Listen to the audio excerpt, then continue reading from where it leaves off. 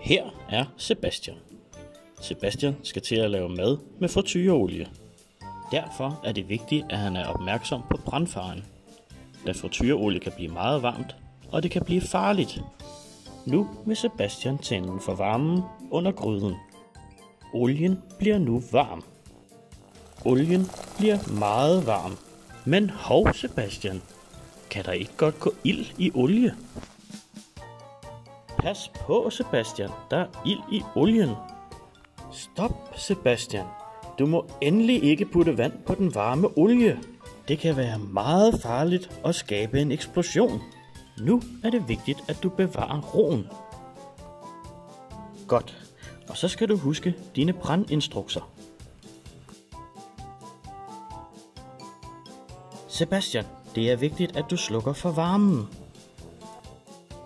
Nu finder Sebastian en skumslukker, egnet til at slukke frityrebrænde med. Men Sebastian, husk at du skal fjerne splitten, før du kan bruge skumslukkeren. Skumslukkeren er nu klar til at slukke ilden. Pyha!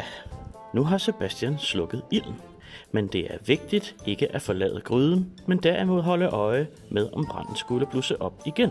Skulle der gå ild i olien igen, er det vigtigt at finde et brandtæppe.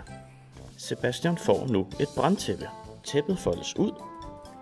Det er vigtigt at dække dine hænder med tæppet, så du ikke brænder nallerne. Sådan, Sebastian. Nu kan du slukke ilden med tæppet ved forsigtigt at lægge den over ilden. Er du i tvivl om, hvad du skal gøre i tilfældet af brand, er det en god idé at undersøge bygningens brandinstrukser. De skulle gerne hænge i nærheden af, hvor du er.